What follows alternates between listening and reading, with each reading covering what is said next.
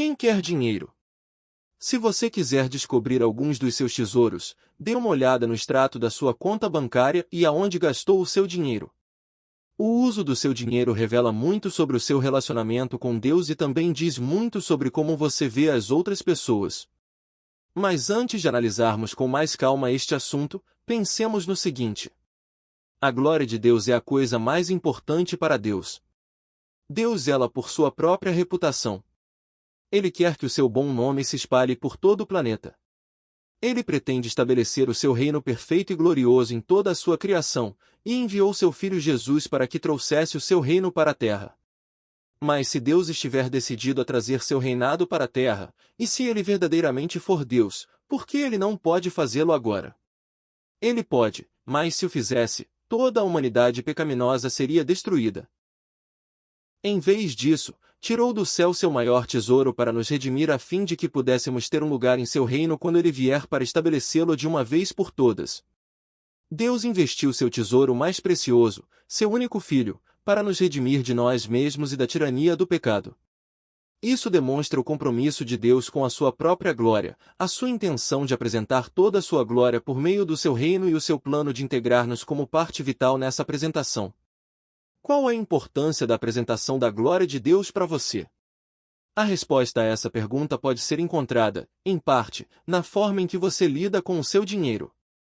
Na carta de Paulo aos Efésios, no capítulo 4, versículo 28, ele faz uma interessante colocação. O que furtava não furte mais, antes trabalhe, fazendo algo de útil com as mãos, para que tenha o que repartir com quem estiver em necessidade. É curioso, pois Paulo inclui esse comentário sobre como lidar com os seus bens, no meio de um trecho que falava sobre relacionamentos. Por que razão ele faria isso? No versículo 25, o texto fala sobre sermos membros de um só corpo, e então prossegue com vários conselhos práticos, tendo em vista os nossos relacionamentos. A pergunta que Paulo está fazendo indiretamente é: como você pode saber que é membro de um mesmo corpo e ama os seus irmãos? E aí ele apresenta vários exemplos sobre isso. Um deles é o assunto tratado no verso 28, quando Paulo coloca implicitamente uma pergunta. Quando é que um ladrão deixa de ser ladrão? É quando para de roubar. E quando ele para de roubar e arruma um emprego? A resposta para essa pergunta é: um ladrão deixa de ser ladrão quando para de roubar, arruma um emprego e começa a dar parte do seu dinheiro para o sustento de outros. Isso é apenas outra forma de lidar com o 8º mandamento: não furtarás. Nesse mandamento, há uma ordem negativa e outra positiva. É essencial parar de roubar. É importante conseguir um emprego. Mas você não deixou de ser um ladrão até que parte do seu dinheiro seja destinada a ajudar outras pessoas além de você mesmo. O que Paulo está dizendo é que só começamos a amar os outros com o nosso dinheiro quando começamos a dá-lo para ajudar os outros. Dê uma olhada na sua maneira de lidar com o dinheiro. O que isso pode revelar sobre o seu relacionamento com Deus? O dinheiro é uma dádiva daquele que providencia tudo aquilo que você precisa. Mas é no dinheiro que você confia a sua segurança? Quanto tempo você passa pensando em seus investimentos e no seu futuro financeiro? Um bom planejamento financeiro pode ser uma maneira prudente de cuidar do seu próprio sustento e dos outros. Mas em que você está investindo nesse momento, além da sua própria vida? Podemos descobrir se estamos lidando de maneira saudável com o dinheiro através de uma simples pergunta. Você é uma pessoa generosa no uso das suas finanças? A Bíblia nos mostra que você começa a se tornar uma pessoa generosa quando investe pelo menos 10% da sua renda nas coisas de Deus. A preocupação de Deus com os perdidos e aqueles que sofrem neste mundo, inevitavelmente levará você a contribuir para missões e para cuidar das necessidades de outros também. Isso pode ser feito de muitas maneiras, mas dando dízimos e ofertas para a sua igreja local, esses recursos serão direcionados para socorrer os que mais precisam.